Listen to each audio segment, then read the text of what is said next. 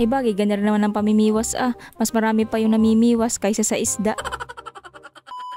At yun na nga for today's video ay mamimiwas na naman ulit tayo din sa palaisdaan. At titistingan natin kung may mahuhuli na tayo ngayon. Kung naalala nyo nga pala yung pamimiwas ko din sa palaisdaan, wag nyo na lang alalahanin at wala nga ako nahuli noon. Pang-asar laang.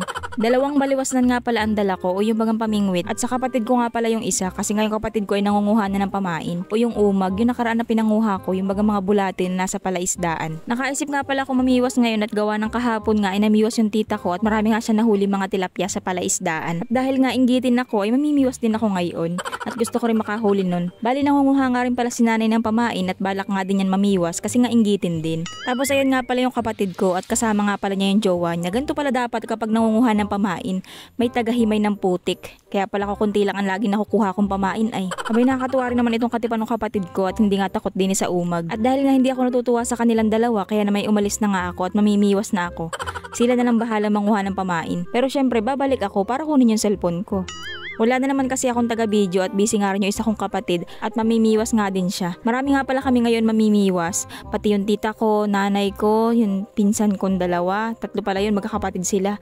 O diba, ewan ko na lang talaga kung may mahuli pa kami. Ayan nga, na ito rin yung isa kong pinsan at nangunguha nga rin siya ng pamain. Humingi nga pala ako sa kanya na isang pirasong pamain at gawa nang wala kasi akong pamain at nakay mama nga yung mga nakuha ng kapatid ko. Kaso yan, layo naman ang punistuhan ni mama. Nakakatamad pumunta doon, yan anong init. Nga pala kapag magpapain ka na ring umag, dapat yan atuhugin mo siya ng biwas sa kanyang katawan at hindi mo siya basta pwedeng isabit laang at yan ang dali lang yung maputol. Humingi nga lang pala ako ng isang piraso at atistingan ko laang din sa pinamiwasan ko nung nakaraan kung makakahuli na ako dito para baga makahanap ako ng magandang pwesto at gawa na yung ibang mga namimiwas, abay may mga kanya-kanya na silang pwesto. Maganda nga daw pala talaga mamiwas ngayon sa palaisdaan kasi nga ay low tide ngayon at wala nga magapapasok ng tubig sa palaisdaan. Eh di walang agos. Nung nakaraan ko kasing pamimiwas ay napakalakas ng agos kaya naman nadadala nga yung pamain ko at nakalutang din. At kahit nga lagyan ko ng pabigat yung biwas ko para lumubog sa tubig ay hindi pa rin inapansin ng tilapia at yung tilapia nga enjoy na enjoy dun sa agos ng tubig at hindi nga nakakaramdam ng gutom.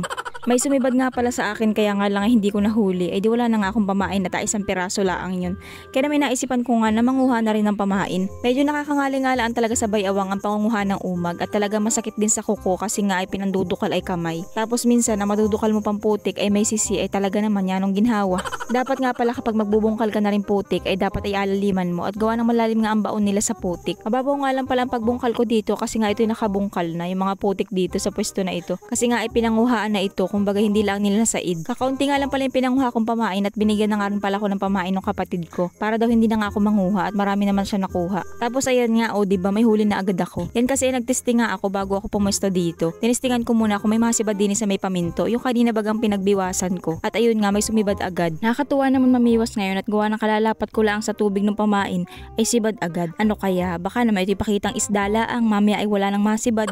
At dahil nga mainit na ay nagtulos nga pala ako dito at tinali ko na lang yung payong. Kisa naman hawakan ko pa ay hasol. At kanina pa nga pala ako nang mimiwas dyan. Abay wala nang nasibad isa lang ata yun At habang abala nga ako sa pamimiwas dito, ay yung pinsan ko naman ay abala sa pangunguha ng pain doon sa may sulok kayo. Sabi ko nga ay kaya naman pala wala nasibad ay nagakabog. Ay inatawanan nga lang ako at hindi nga lang daw talaga ako marunong mamiwas. Dumating na nga pala yung kapatid ko at mamimiwas na nga pala sila. Kaso nga lang ay problemado siya sa pagkakabit ng pain at hindi nga siya marunong. Yung kapatid ko nga pala nakaisip na mamiwas at apadala nga daw niya yung mahuhuli niya doon sa katipan niya. Ay sus, sa pagpapain pa nga lang ay pahirapan na, makahuli pa kaya. At yan ang tipid nga niya sa pain kahit kaunti na lang yung natitira dun sa biwas ay hindi pa yun adagdagan at yan ang hirap nga daw magkabit ng pamain. Medyo pang asar nga at gawa ng kapag inabidyo ko ay talagang wala kami nahuhuli pero kapag naka-off cam ay may nahuhuli kami kaya naman inapabalik ko nga rin sa kapatid ko. Habi ko nga teka lang wait lang ibibidyo ko yan ibalik mo muna sa tubig yan. Ay tawang-tawa naman yung kanyang katipan ay diba scripted. Ang importante ay mahalagang kami rin naman ang humuli niyan. Ay sayang naman kasi kung makakaligtaan ng camera at gawa ng minsan na nga lang ang sumibad ay paano tayo pagkatagal naman kasi sumibad ay anong init nabibilad sa initan yung aking cellphone. Kaya naman ay pinapatay ko nga muna kapag wala pang nasibad. Kaya naman minsan na imbis na huli na ay nakakatakas pa at gawa ng hindi muna inabigwas at natakbo pa doon sa cellphone at ina-record. Buti na nga lang talaga at medyo makulimlim at hindi ganun kainit at nakakahiya naman doon sa damit ng kapatid ko ayun nagdamit pa. Ay napakahapdi pa naman ng init sa balat. Ito nga palang naglalakad sa pilapil ay si nanay at kanina pa nga yan uli ng uli anong ligalig mamiwas. Kakaupo lang niya sa pwesto niya ay lilipat na naman yun. Ay wari ko nalibot na ata yung buong palisdaan din sa amin. Pero ayan nga, at nakahuli naman na siya ng 3 pirasong bidbid. Abay pwede na rin naman, may pang-ulam na. At yan, ang ingay pati niya ni Nanay Mamiwas. Reklamo lagi na reklamo, yan ang dalang naman, wala man lang nasibad. Wari ko siguro naririd sa kanyang isda ay kaya naalis. Pumesto nga pala siya malapit sa amin at ayun. At parang naiinip na naman at parang gusto na naman umalis.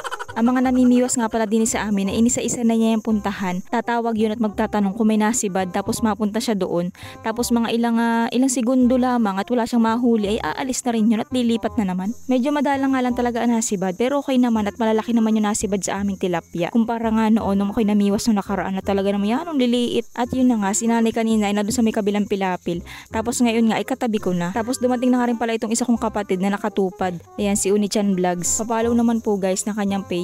Tapos dumating pa nga itong isa kong pinsan na nung nakaraan nga ay nakahuli daw siya dito ng kalahating timbang tilapia. Di nila ang sa pwesto namin kaya nga siya bumalik dito. Kaso nga lang ay sa dami namin tapos dumating pa nga si mama ay awan ko na lang kung may mahuli pa kami din. Ay napakadalang pa naman ng sibad. 5 piraso pa nga lang ang nahuhuli namin. Pero hindi nga rin sila tumagal din sa pwesto namin at lumipat nga rin sila mama. At naghahanap nga sila ng maganda ang sibad. Tapos nagulat na nga lang ako na may sumipad sa akin napakalaking isda. Akala ko nga ay bangus at yan ang hirap bigwasin. Ay gamyalaang pala. Ay hindi malaang nahiyang sumibad ay parang mas malaki pa sa kanya yung biwas. At dahil nga puro ganito na lang ang nasibad din kaya naman ako ililipat na nga at ako hindi na natutuwa.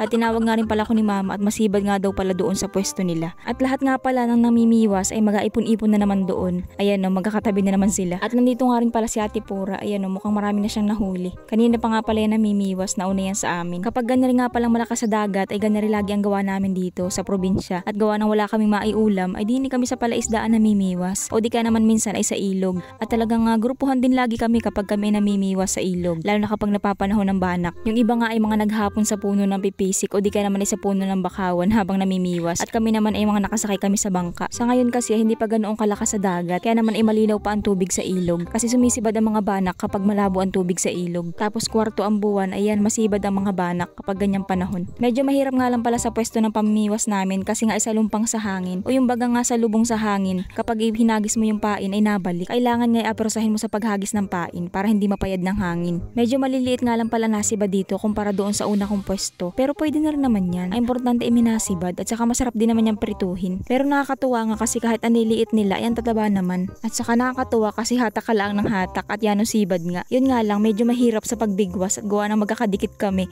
Ay parang atamaan yung katabi ay. Ay buti sana kung yung daliwas na lang ang lalapanit sa muka. Ay paano kung sumabit yung biwas sa muka.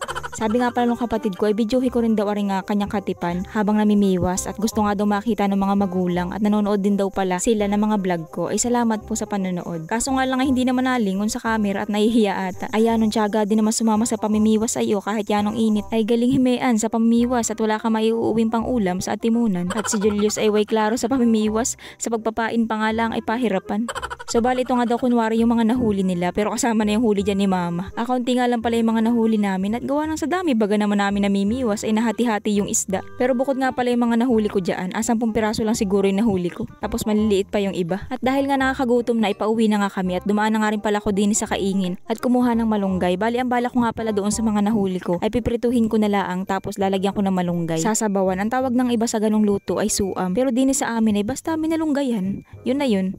Tapos ito nga mga nahuli nila mama ay aadubuhin na laang daw nila. Gantong luto nga pala ang gusto ko talaga sa tilapia. Lalo na kapag ang tilapia ay matataba. Kumuha nga ako ng dahon din sa gilid ng aking kubo. Hindi para pang iwang, kundi para pagbuhayan baga ng apoy. Paglagyan ko yan ng abo at alagyan ng gas. Pag hindi nga prito ay ginanga sa pagatpat, sinabawan sa kalamyas, o di kaya naman ay adobo. Ang luto lagi namin din sa tilapia. Kasi simula ko pa nga lang magprito ay inabot na agad ng dag-im. At paano tayo pumunta nga ako sa bahay at may kinuha ko, ay pagbalik ko ay sunog na. Hanggang ngayon nga hindi pa namin matapos-tapos itong aking kubo kasi nga ay busy pa kami. Matatagalan kasi akong hindi makakapag-upload kapag ito nga unahin ko. Kaya naman kapag may libreng oras lang ako kapag nakapag-upload na ako ng isang vlog, saka unti-unti ko itong inagawa. Sa ngayon nga pala ay anong init dito at kalma nga ang panahon at wala man lang kahangin-hangin. Kaya nga umuwi ako kanina sa bahay at kumuha nga na ring mini pan. Ayan, ito yung nga pala in-order ko sa TikTok. Nakakatuwa kasi malakas din naman ang hangin kahit ganarila ang gapiranggot. At maganda rin pala rin pambuhay ng apoy sa mga tinatamad magpaypay. 75 pesos nga lang pala ang bili ko dito o di ba napakamura laang. Kaya sa mga tinatamad magpaypay magpaypay dyan, ay umorder na rin po kayo nito. Wag na mag-isip, dali na, order na. Iya, namilit. Pero maganda nga itong gamitin, lalo na kapag may apuntahan ka at gawa ng yan, init na nga talaga ng panahon ngayon, ay kaysa nga naman magpakapagod ka pang magpaypay, pwede ka naman gumamit ng ganere. At saka madali lang siyang dalhin at yanong liit laang. Kasyang kasya sa bulsa, sa murang halaga. Uy, nasa TikTok po yung link sa mga gusto mag-order. So ayun, mabalik tayo. Nagisa nga lang pala ko ng bawang, din rin sa pinagprituhan ko. O hindi naman sa pagiging lamog yun ha. At gawa ng ako lang din naman nagprito dyan. Yung tilapia lang din naman ang pinirito ko dyan. Wala naman ng iba. Malinis pa yun. Ay iya, bakit kailangan magpaliwanag? Ang ganda nga palang pang ulam ay simple pero masarap yan. Lalo na't ikaw mismo ang nanghuli. Yung malalaki nga lang palang tilapia ang isinahog ko din sa malunggay. Tapos ari nga maliliit ay isasawsaw ko na lang din sa kamatis na may toyo at kalamansi. Mas masarap nga sana ito kung may sili. Kaso nga lang iwala na kami sili. So yun na nga guys, at medyo mahaba-haba na naman aring aking pagbo-voice over kaya na may kain na nga tayo. At ako'y nagugutom na. Yung mga ganitong klase nga ng pang ulam ay talaga namimiss ko ito kapag ako ay nasa syudad. Bumibili pa ako ng tilapia at saka malunggay. Ay dini nga libre na. Basta ikay masipag laang. Iba talaga kapag nasa probinsya kay Dini nga talaga sa probinsya ay kapag masipag ka, ay di masipag ka.